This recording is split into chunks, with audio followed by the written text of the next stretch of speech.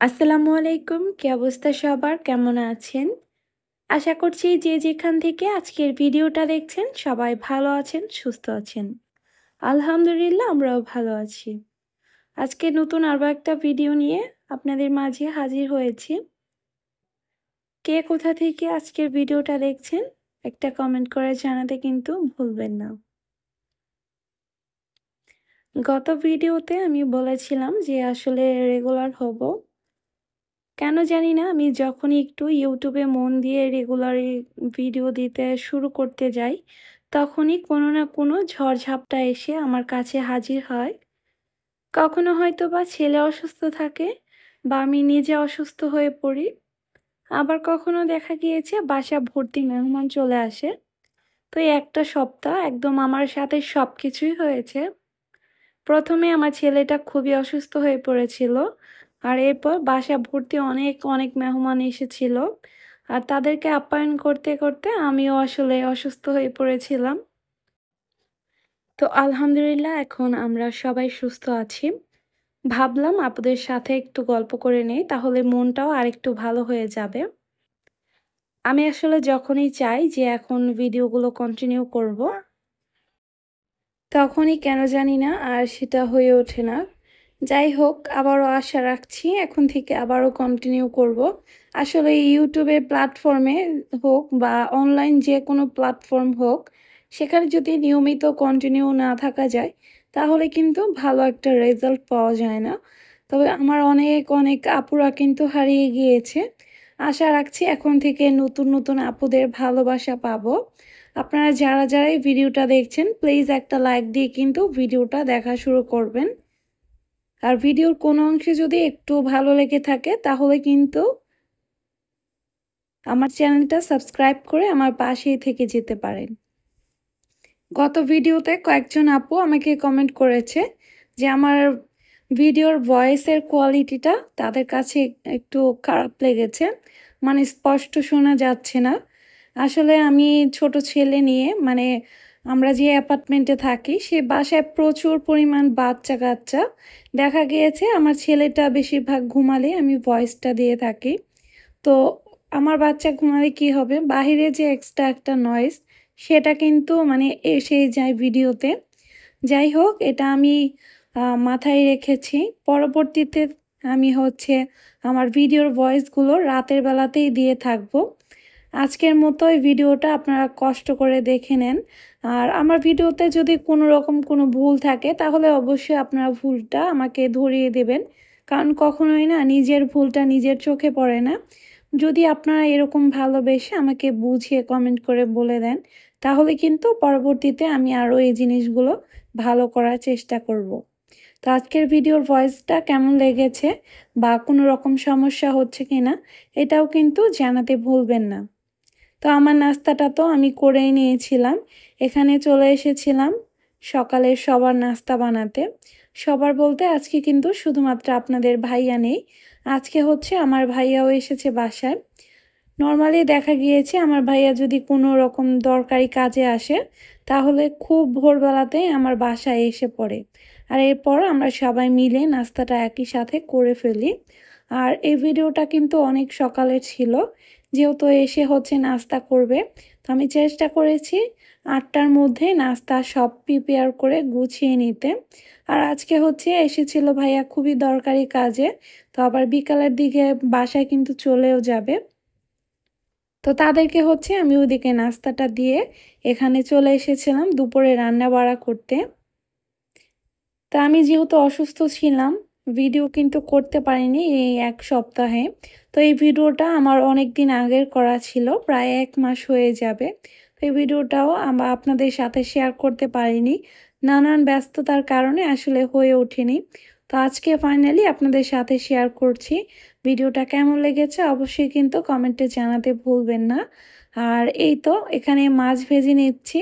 প্রথমে আমি সয়াবিন তেল দিয়েছিলাম, এরপর আমি সরিষার তেলটাই দিয়ে দিয়েছি।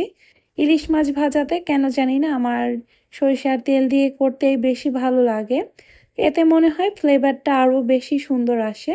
আর ভাজার কালারটাও কিন্তু মাশাল্লাহ খুবই সুন্দর আসে। ওদিকে তো মাছটা ভেজে নিচ্ছিলাম, আর এখানে হচ্ছে আমি গরু মাংসটা বসিয়ে দিয়েছিলাম আগে। গরু মাংসটা হতে যেহেতু একটু সময় লাগে, এই কারণে আমি এটা হচ্ছে প্রথমে মাখিয়ে বসিয়ে রেখেছিলাম। তো গরু মাংসটা হচ্ছে আমার কষানো হয়ে গিয়েছে ওখানে। এরপর আমি ঝোলের পানিটা অ্যাড করে দেব।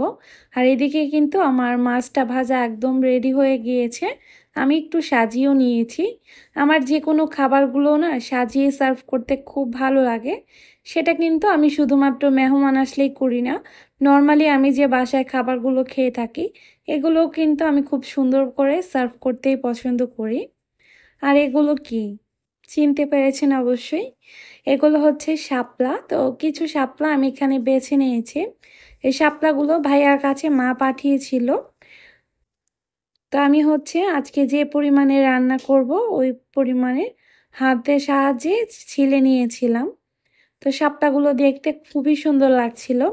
আর এইদিকে আমার মাংসটা প্রায় হয়ে এসেছে। এখানে আমি জিরার যে গুঁড়াটা আছে ওটা দিয়ে জালটাকে একটু কমিয়ে দিলাম।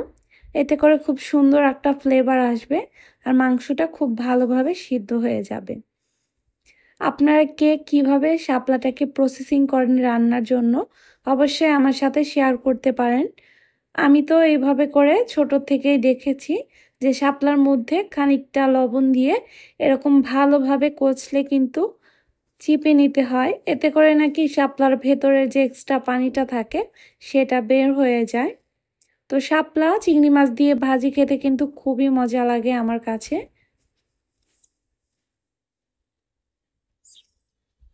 এখানে আমি খুব ভালোভাবে শাপলাগুলোকে একটু চটকিয়ে নিয়েছিলাম যাতে ভেতরে এক্সট্রা পানিটা বেরিয়ে আসে।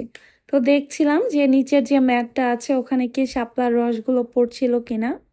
তো খুব ভালোভাবে আমি এগুলোকে একটু মাখিয়ে এরপর কিন্তু পানি দিয়ে খুব ভালো করে ধুয়ে নিয়েছি 3-4 বার। তো পানিগুলো আমি একদম এক্সট্রা যে ভিতরে পানি থাকে ওগুলো কিন্তু বের করে নিচ্ছি চিপে চিপে। অনেকেই কিন্তু এই শাপলাটাকে অকেজো মনে করে, ভাবে যে এটাও কি খাওয়া যায়। আসলে কিন্তু শাপলা ভাজি খেতে বা চিংড়ি মাছ দিয়ে খেতে খুবই ভালো লাগে। ছোটবেলা তো মাকে দেখতাম ইলিশ মাছ দিয়েও শাপলা দিয়ে খুব সুন্দর করে রান্না করে, সেটাও কিন্তু খেতে খুবই মজা। নেক্সট কোনো একদিন কিন্তু ইলিশ মাছ দিয়ে আমিও করব।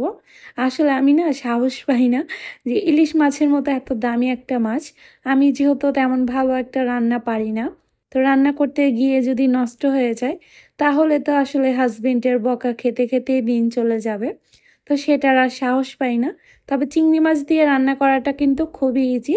আজকে আমি শেয়ার করব, যেই সব আপুরা এটা কখনোই খাননি এটা যদি একবার এরকম করে ট্রাই করেন দেখবেন আপনারা এটা স্বাদ ভুলতেই পারবেন না।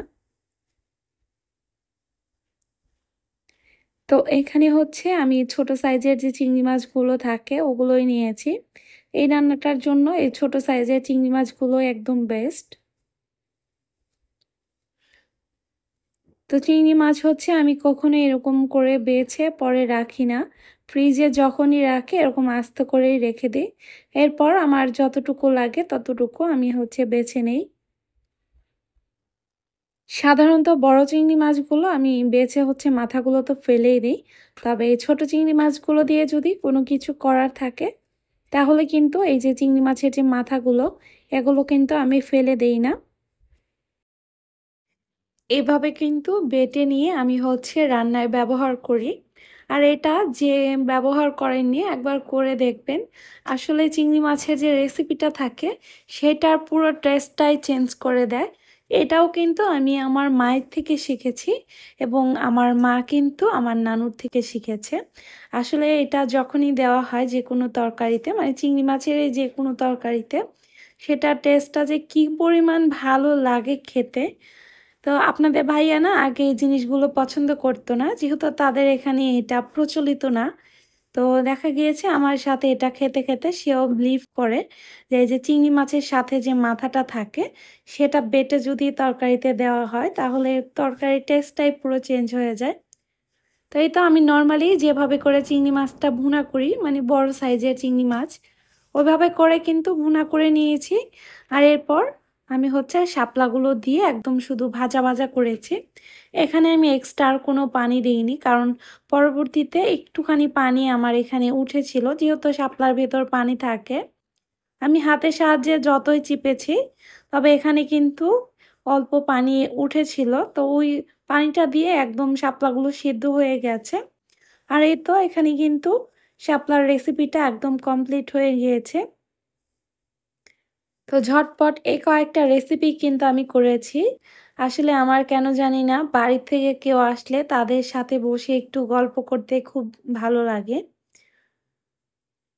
তো এই তো এই ম্যাঙ্গো স্মুদিটা কিন্তু কয়েকদিন আগেও আমি বানিয়েছিলাম, আর সেটা ভিডিওতে শেয়ার করার পর ভাইয়া আমাকে ফোনে বলছিল যে একা একা খেয়ে নে, আমাকে খাওয়াস না। তো আমার ভাইয়া হচ্ছে এই টাইপের খাবারগুলো একটু পছন্দ করে, মানে আমি নর্মালি যে খাবারগুলোই তৈরি করি না কেন, আমার ভাইয়া সব সময় আমাকে অ্যাপ্রিসিয়েট করে, সব সময়। আলহামদুলিল্লাহ, আমার বাবাও এই কাজটা করতেন।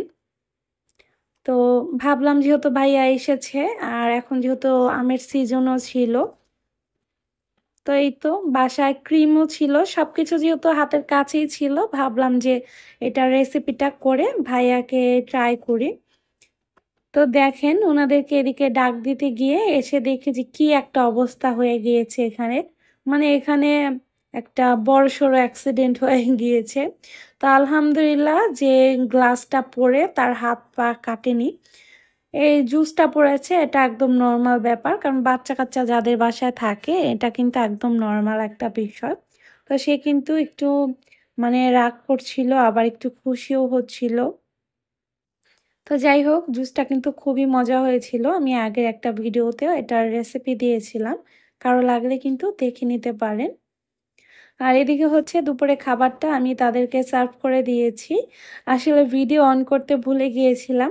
এরপর আমার ভাইয়া যে কাজটা করেছে, যে প্লেট থেকে ইলিশ মাছটা আবার সার্ভিং প্লেটে রেখে ওখান থেকে আবার নিয়ে নিয়েছে, মানে শুধুমাত্র একটু ভিডিও করার জন্য। তারপর কিন্তু ভাইয়া বিকেলের দিকে বাসায় চলে গিয়েছিল। আর এটা ছিল হচ্ছে আমার পরের দিনের একটা ভিডিও। আমি হচ্ছে রাতে হাতে মেহেদি লাগিয়েছিলাম। আমার হাতে মেহেদির ডিজাইনটা কেমন হয়েছে অবশ্যই কিন্তু কমেন্ট করে জানাবেন। আর এটা ছিল হচ্ছে পরের দিন সকালবেলাতে আমরা হচ্ছে নাস্তা করে নিচ্ছিলাম। এখানে হচ্ছে আমার বাবাটা একটু দুষ্টুমি করছিল। তো আজকের ভিডিওটা এই পর্যন্তই শেষ করছি। সবাই ভালো থাকবেন, সুস্থ থাকবেন, আমাদের জন্য দোয়া করবেন। আল্লাহ হাফিজ।